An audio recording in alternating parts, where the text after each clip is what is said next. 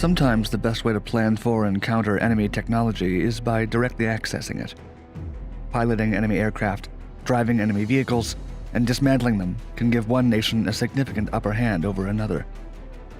Yet accessing enemy technology can be incredibly challenging, unless it happens to fall from the sky intact. In 1988, something like that pretty much did occur though, when the French captured two Soviet-produced MiL Mi-25 Hind D helicopters in Chad. Abandoned in the midst of conflict between Libya and Chad, the Libyan Air Force-operated helicopters offered a tantalizing target for the West. After negotiating with the government of Chad, the US launched a top-secret mission named Operation Mount Hope III, sending a Chinook helicopter to extract the Soviet rotorcraft in the dead of night.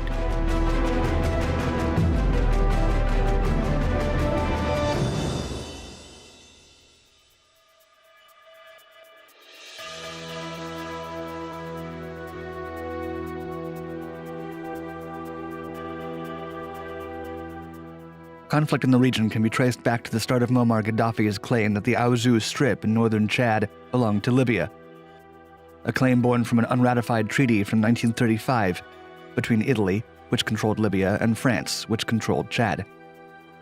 This geographic assertion had been presented as well during the reign of King Idris I, which resulted in an attempt to invade and occupy the Strip in 1954.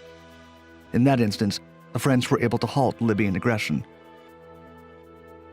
This would not be the case once Gaddafi was in control of Libya and after Chad gained its independence in 1960. With the French no longer protecting Chad, and Chad facing the military and political unrest, the door of opportunity opened up for Libya. Gaddafi wanted access to more resources and, more importantly, land. The disputed Aouzou Strip is 114,000 square kilometers, or 70,836 square miles, north of Chad, which borders on Libya. Particularly valuable are the uranium and oil deposits in the area. By 1970, Gaddafi was funding the Frolinat, Front de Libération Nationale du Tchad, with help from East Germany and the USSR to cause discord within the rival nation. Collaboration, compounded with the Soviet desire to expand the USSR's sphere of influence, resulted in Libyan acquisition of Soviet MiL Mi-25s. Gaddafi continued to meddle in Chad with both direct attacks and support of rebel factions. In 1986, the different Chadian factions almost entirely stopped fighting each other and jointly turned their attention towards recovering territory controlled by Libya and showing an unprecedented level of unity. After 15 years of extended conflict, the United States and France assisted the now unified Chadian forces in ousting the invaders. In March of 1987, the Chadian Armed Forces of the North took over an Air Force base held by Libya at Wadi Doum with help from the US and France. Once April rolled in, the French gained more footing from Gaddafi's national forces and captured a MiL Mi-25 that soldiers had abandoned when they retreated after defeat at the hands of the Chadian army. Chad and France now had two captured MiL Mi-25s at Wadi Doum.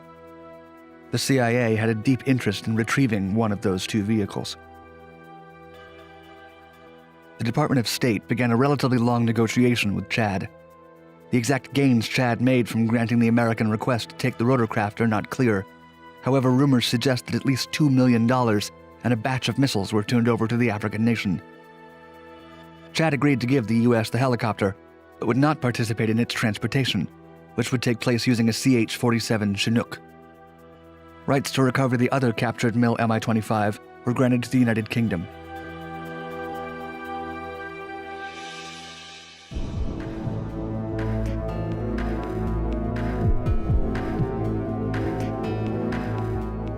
The CH-47 is a tandem-rotor transport helicopter designed by Boeing in 1957. It was developed as a replacement for the Sikorsky CH-37 Mojave, featuring a gas-powered turbine instead of a piston engine. The first few prototypes were considered too light for transportation and too heavy for attack missions. Upon improvements, the helicopter was introduced to the U.S. Marine Corps of what was then the CH-46 Sea Knight. In 1961, Boeing gave the Army a new, enlarged model. It was tested on September 21, 1961, and was subsequently ordered into production.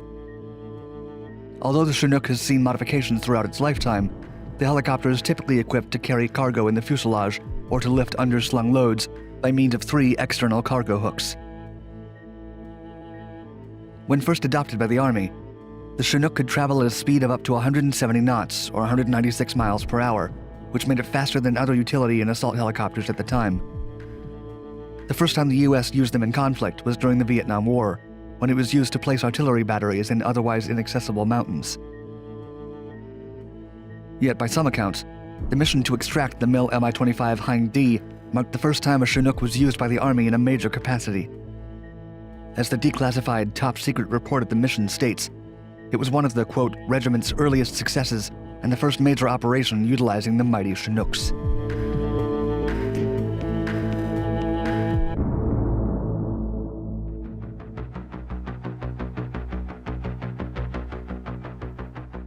The United States had limited access to threatening technology held by hostile counterparts during the 1980s, and the opportunity to extract a Soviet MiL Mi-25 from Chad was not one it could pass on. As President Hissène Habré did not want to appear partisan, he made no effort to have his country deliver the helicopter. Quite the opposite, the negotiation for Mount Hope III lasted months, far more than a conversation with an ally in a less compromised position would have been.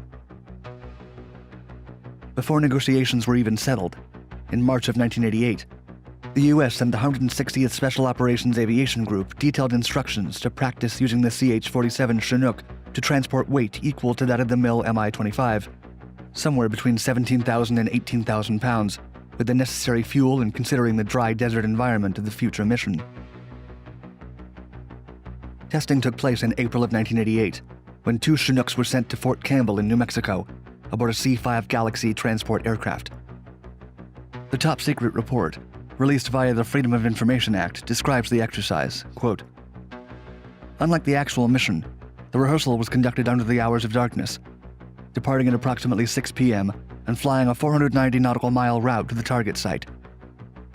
The first Chinook lifted the simulated target, 6 plivets filled with water, and then both Chinooks returned to the simulated forward support base, FSB, requiring 2 refueling stops. After successfully completing this test, the 160th SOAG conducted load testing with a similar airframe, equal in weight to the Hind, and rigged exactly as it would be fitted to the Hind. Again, the pilots accomplished their mission as they lifted the tandem load. After the success of the exercise proved that the Chinook could carry heavy weights for extended periods of time, the U.S. became increasingly confident in Operation Mount Hope III. Negotiations concluded, and the U.S. now had permission to take the Soviet helicopter from Chad into the U.S. On May 21st, they received the order, and a smaller survey team traveled to Germany and then Chad 2 weeks before the mission. Then the complete team and Chinook aircraft were taken directly to Chad from the continental United States. Once in Chad, the team decided that the extraction of the Soviet helicopter from Wadi Dum would need to happen at night, with the return happening over dawn to mitigate any risk of being attacked or confronted by Libyan forces. On June 11, 1988, at the stroke of midnight, the Chinook was flown 500 nautical miles to Wadi Dum in the north of Chad, with Libyan forces still present in the area. The declassified military report on the occasion reads, quote, "The flight arrived at Wadi Dum at approximately 5 a.m. The first Chalk landed close to the target and configured the Hind, while the second Chalk hovered over the Hind and sling-loaded it. Once the crew determined the load was stable, the flight departed Wadi Dum to return to N'Djamena. This flight differed from the rehearsal in that it was performed during daylight hours, but still proved to be successful en route to the planned refueling points at Faya Largo and Moussoro, Chad. Departing from the latter location, the French Foreign Legion airfield, they began the most difficult leg of the entire mission. Approximately 45 minutes outside of N'Djamena, the flight encountered a 3,000-foot sandstorm. At times, the flight had to slow to 40 knots to maintain visibility with the ground and each other. Fortunately, just before reaching the airfield, the pilots cleared the sandstorm and raced to N'Djamena. They set the Hind down just seconds before the sandstorm overtook the airfield. After 22 minutes of being sandblasted at N'Djamena, the storm passed, and the crews were able to exit their aircraft, immediately preparing the Chinooks and the Hind for transport back to the U.S. within days. Thus, the mission ended as a major success for the United States military.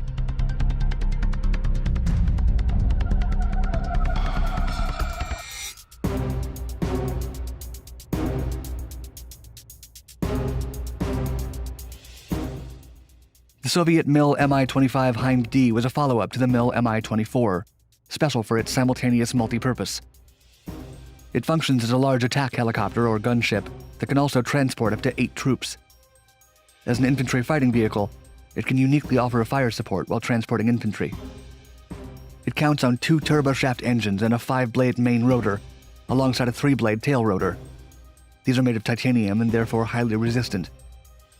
As for protecting its cargo, the fuselage is armored to hold back impacts of 12.7mm rounds, while the cockpit's windscreens and titanium body can resist ballistic attacks. Furthermore, these parts of the helicopter are overpressurized to keep the crew safe in case of nuclear, biological, or chemical attacks.